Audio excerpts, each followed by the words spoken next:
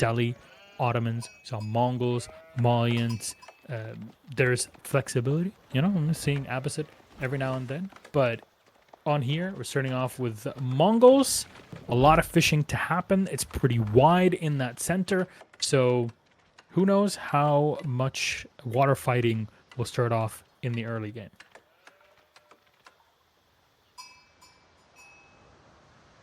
It's a Baltic start indeed. Not something that we've seen today, so I'm actually curious how this is going to play out. And when it comes to Mongol Mirror, you have to take a look at the starting spots. Feels like it's a little bit more forgiving for B. His gold mine is a little closer to the town center. Whereas on the other side, gold isn't particularly far away for LucifroN, but it's not as comfortable as it is for B. Good or bad news is that the gold mine and the stone is actually very close to each other. That can be good for defense, or it could also be a nightmare if B is aggressing from that angle.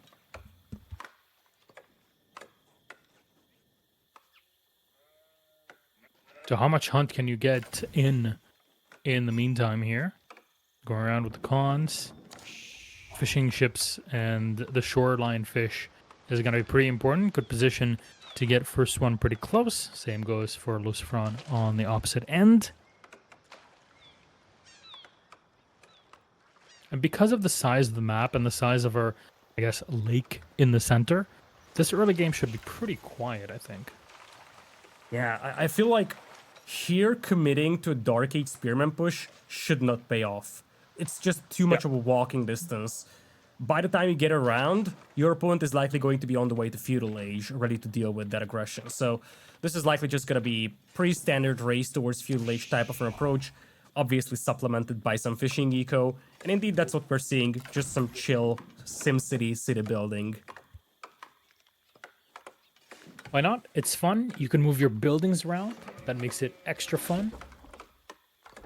Use the best power of the Mongols. I like how unique every civ is in that aspect. Of course, it does add a lot of complexity and a lot of things that you need to learn of how the game functions and how the civ matchups come in, but that's why we have a mirror in this case. The con will come in and spot the dock.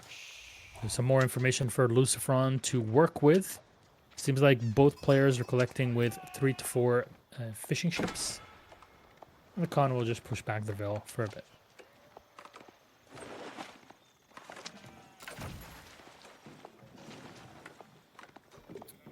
Yeah, a bit of a poking and probing right now. It's all about the scouting. Looks like B is going to stop by just to harass some of those villagers, but aside from that, there is basically no discrepancy between the builds of the two players. Actually, speaking of which, B actually has a little bit more on food, so he's got a slightly larger bank, whereas for LucifroN, he's got one more villager committed to gold and wood. So to me, that seems like LucifroN will be investing into maybe 1 or 2 extra fishing ships over B, as compared to B, who is rushing Feudal Age as fast as he can.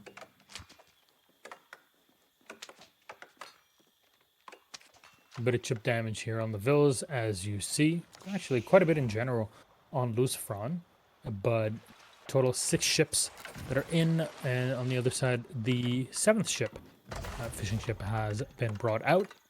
I'm wondering if we'll see any actual water fights, or we'll be sticking more to just fishing away without really needing to worry. There's quite a bit of distance, so reinforcement rate is also going to count into it. It's not like where we saw on Canal previously, where it's much easier to get your ships closer and your troops closer in general. Again, the size of the map is going to play into it, as both players are going for their deer stones and should be up within the minute. Yep, no surprise over here, just playing standard deer stones for the time being. We expect to see the first deviations in the next few moments, though. I think there's a second dock coming up already for B, and I would expect LucifroN to do the same thing. Both of them are actually pushing that towards the northern side for the time being.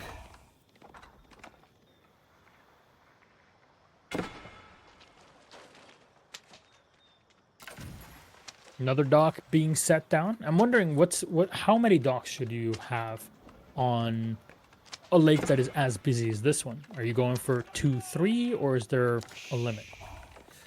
It comes down to the timing of that. Ideally, you make just enough so that you can consistently produce on each of those docks. There is no point having a third dock when you can't afford to produce on it. So initially we're talking 2, but expect to see a third, possibly even a 4th dock being added once the ecos are strong enough to afford being able to produce ships consistently on all of those buildings.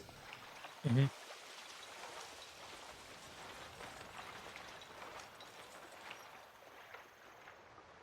So a lot of docking happening for both of our players. And, ooh, there we go. Seeing a junk coming out first. So might be the first bit of combat that we get to see on the water side. And it's B that's setting it up first. To be able to spot those ships in just a moment.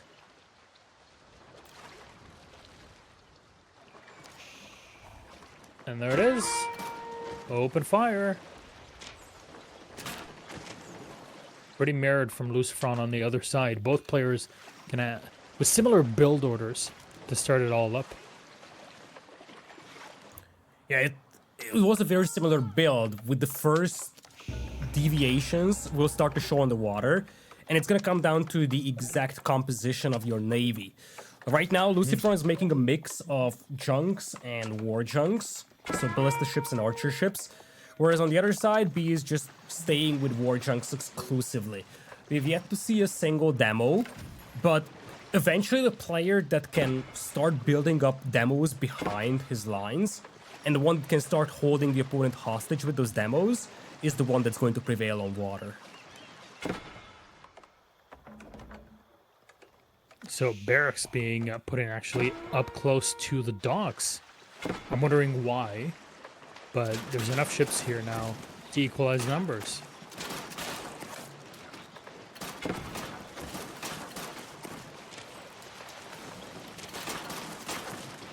Trade back and forth. There's the chip, low on health, firing away. There you go, good cleanup. You can pull back at any point and just get your healing up, but both players are equal on their resources and gathering rates. 2. Beautiful ship micro on both sides over here. B tried to cut off the retreat. He had one of his ships heavily damaged, but managed to save it thanks to the fishing ships, and now it is going to be 2 of those war junks being saved. You gotta be cautious. Looks like LucifroN is hunting for that one damaged war junk. Once again, fishing ships being pulled to save it. Good thing the fishing ships are there, but there's already a lot of damage done to the other junks in this case. But 4v3, you're going to have to fall back.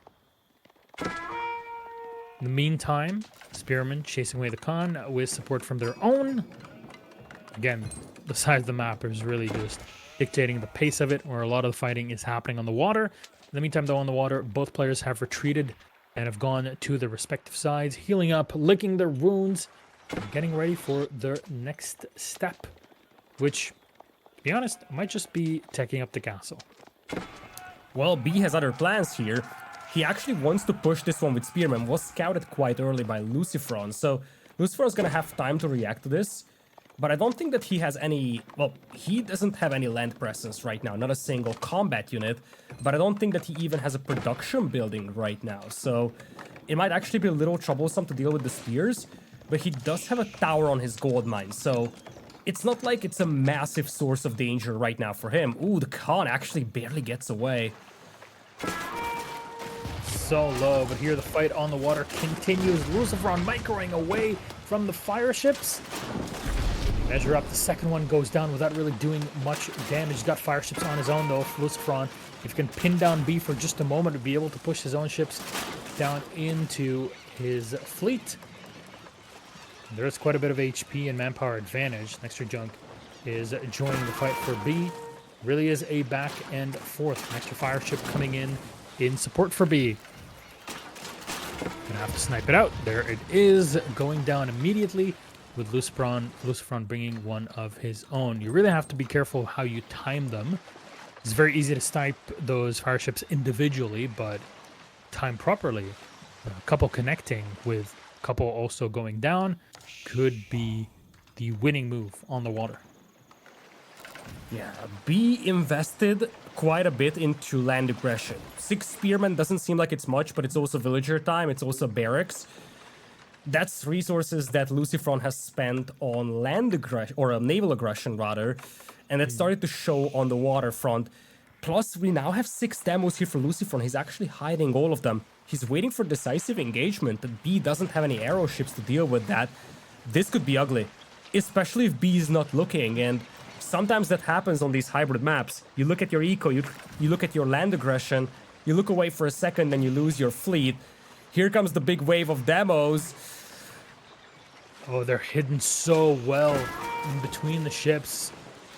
B has got to be really careful. He's splitting up his ships properly here, but if they condense for just a moment, there's one at the bottom. It pushes the south side of those ships away enough to open up 4 at the top. Look at the damage going down. That's all 4 ships pretty much extinguished, and a massive advantage on the water for LucifroN.